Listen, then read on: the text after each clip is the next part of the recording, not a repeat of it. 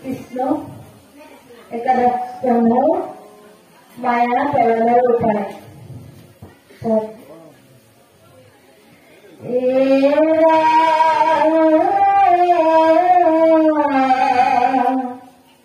Raja Yugalila Hidha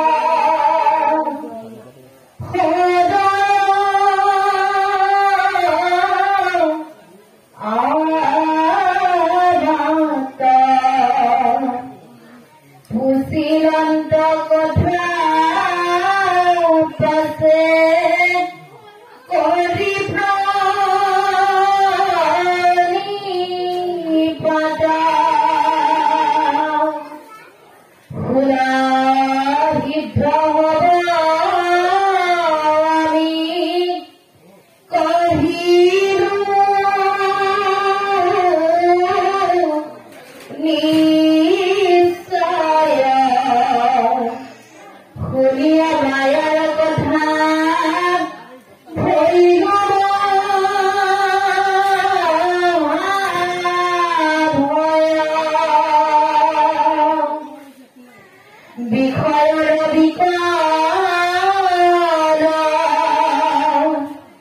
लोग से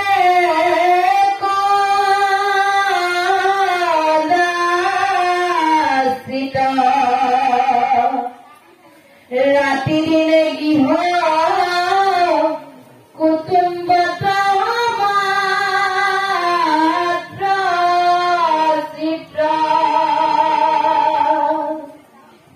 শিশুজি মতে মহাসুখে মায়া কহি উপায় হেহি যদি থাকে দয়া কৃষ্ণ গুরু হরিনাম এবার সমস্ত আইনতি সমস্ত হবে বৈকুণ্ঠর কল্পতরু পুরাণ গুচ্ছ মহাভাগবতর একাদশ স্কন্ধৰ নিমি নৱহিত সংবাদৰ আজিৰ যিটো অধ্যায় মায়া তৰণৰ উপায় এই অধ্যায়ৰ কিছু পদ আপোনালোকে ইতিমধ্যে শ্ৰৱণ কৰিলে আৰু এই পদখিনিত যিখিনি কথা ইয়াত উল্লেখ হৈ গৈছে এই কথাখিনি আমাৰ জীৱনৰ বাবে অত্যন্ত মূল্যৱান কথা কিয়নো যে মায়া তৰণ মায়াৰ পৰা তৰিবলৈ হলে তাৰ উপায়টো কি নিমি ৰজাৰ আগত নৱসিদ্ধই নিমি ৰজাৰ 9টা প্ৰশ্ন আছিল ভাগৱত ধৰ্ম কি আধ্যাত্মিক সুখ কি মায়া তৰণৰ উপায় কি এনেধৰণে 9টা প্ৰশ্ন কৰিছিলে আৰু এই প্ৰশ্নবিলাকৰ উত্তৰ প্ৰতিজন সিদ্ধ পুৰুষে দি গৈছে আজিৰ যিটো প্ৰশ্ন এই প্ৰশ্নটো নিমি ৰজাই সুধিছে সিদ্ধসকলৰ আগত যে মায়া তৰণৰ উপায় কি তেতিয়া এই সিদ্ধসকলৰ প্ৰবুদ্ধ সিদ্ধ নামৰ সিদ্ধজনে এই উপায়খিনি কব এইখিনিৰ মাজতে এই যে মায়াৰ কথাখিনি ৰজাৰ ভয় উপজিছে মায়াৰ পৰা কেনেকে তৰিব পাৰিব মায়াৰ কথাখিনি বৰ ভয় লাগিছে এই কথাখিনি নিমি ৰজাই উল্লেখ কৰি গৈছে এতিয়া বাহুকল আপোনালোকে চাওক আমি জগতৰ সকলো লোক মায়াত মোহিত হৈ আছো এই জগতৰ সৃষ্টিত গৰুৰ পুৰাণত কৈছে ব্ৰহ্মাদি জীৱ পৰ্যন্ত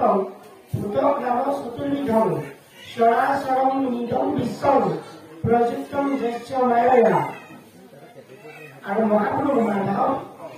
গুৰুজনাই ঘোষাশাস্ত্ৰ তাৰ সৰল অৰ্থ কৰি কৈ গৈছে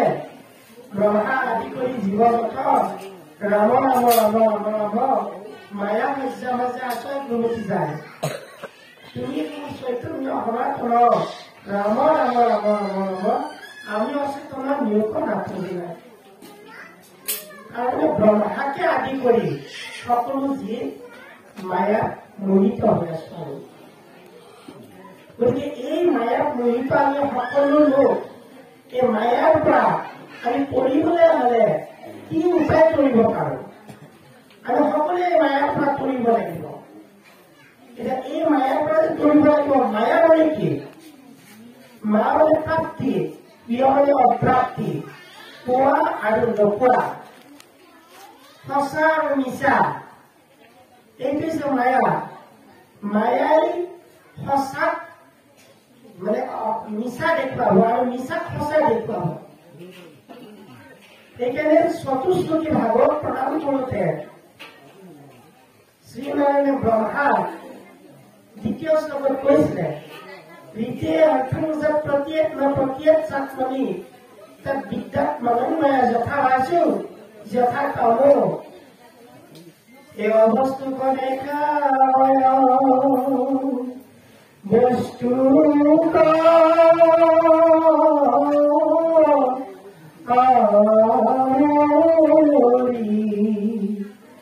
এই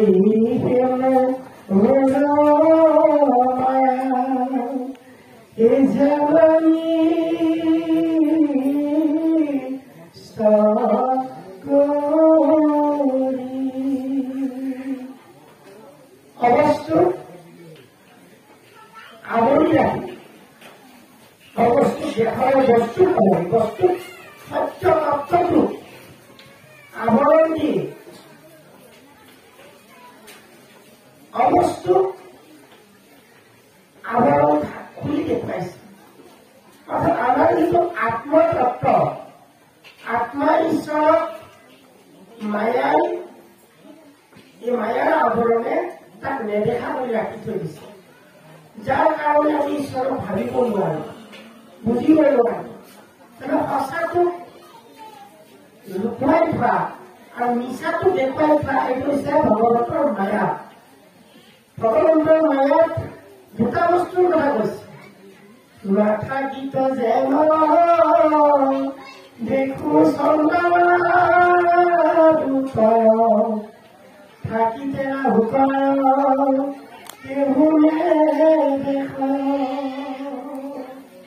আকাশত দুটা চন্দ্ৰ নাই দুটা চন্দ্ৰ নাই কিন্তু আমি প্ৰতিবিম্বিত হোৱাৰ লগে আমি দুটা দেখো ঠিক তেনেদৰে এই মায়াৰ সংসাৰখনতো আমি সত্য কিবা ঈশ্বৰহে এই মায়িক দেহটো সত্য নহয় ইয়াৰ ভিতৰৰ যিটো সত্তা কিন্তু আত্মতত্ত্ব এইটোহে সত্য সেইবাবে এই যে সত্য ঈশ্বৰ এই ঈশ্বৰক জানিবৰ কাৰণে আমি মায়াৰ পৰা হাত সাৰি থাকিব লাগিব আৰু এই মায়াকৰ নিৰ্যান কিন্তু ভগৱন্তই কৰাব লাগিব ভগৱন্তৰ সৃষ্টিৰ এই মায়া ভগৱন্তই যদি এই মায়াৰ পৰা আমাক দূৰ নকৰে তেনেহ'লে আমি মায়াৰ হাত সাৰি থাকিব নোৱাৰো সেইকাৰণে আমি প্ৰাৰ্থনা গাওঁ নমো নমো নাৰায়ণ প্ৰসন্ন হৰিয়ক হৰি হৰিয়ক মায়া কমিৰ্যা হে হৰি তুমি মোৰ মায়া নিৰ্যান কৰাই দিয়া আপোনাৰ মহিমাক আপুনি ব্যাখ্যাত কৰি জীৱক কৰি পৰীক্ষা আৰু আপোনাৰ মহিমা ভগৱন্ত ঈশ্বৰ আমাৰ লগত আছে এই ভগৱন্ত যে আত্মাৰূপে ঈশ্বৰৰূপে আমাৰ ঘটে ঘটে আছে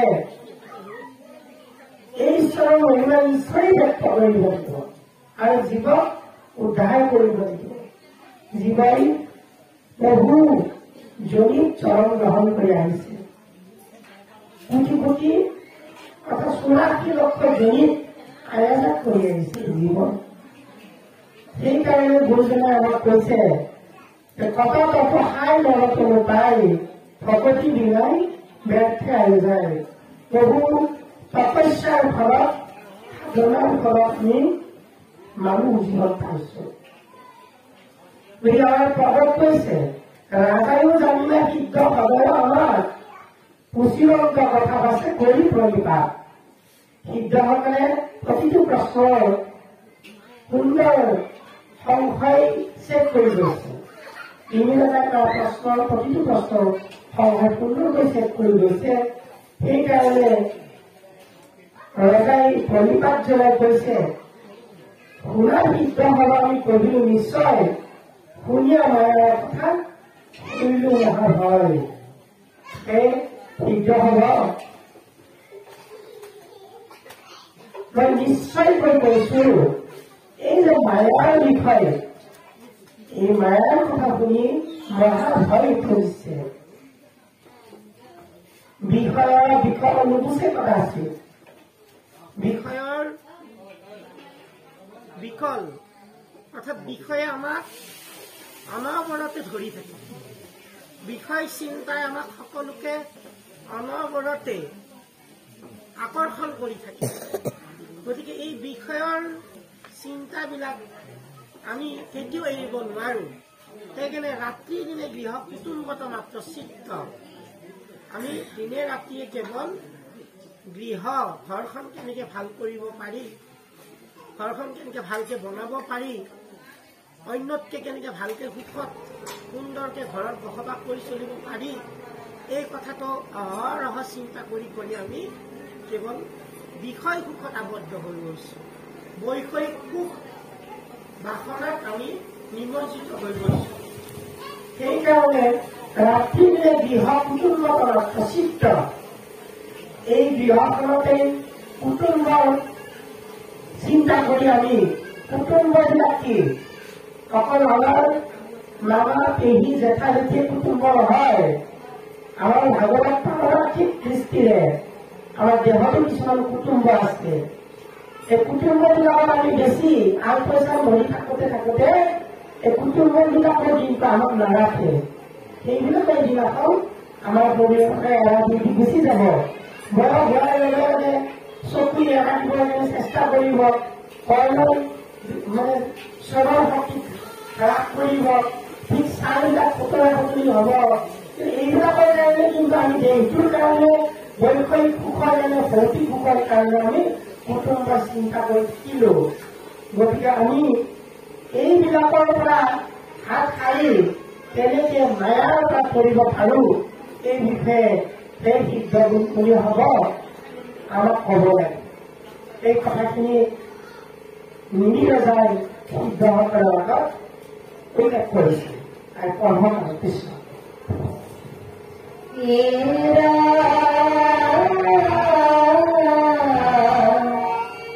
যদ্যপি প্রথমে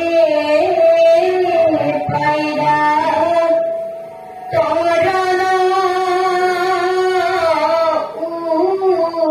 উপায় তথাপি পুষন্ত পুরুনি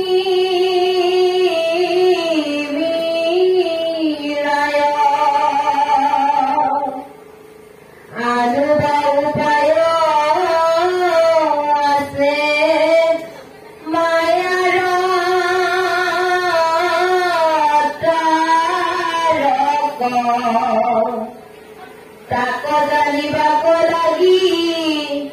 পুষন্ত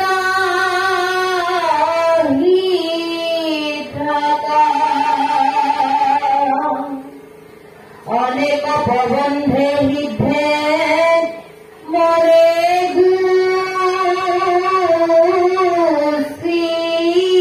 গুছিসাইল ভগতি বিনাই অন্য উপায় পাইলা অনেক প্রকারে দুহাই চিত্ত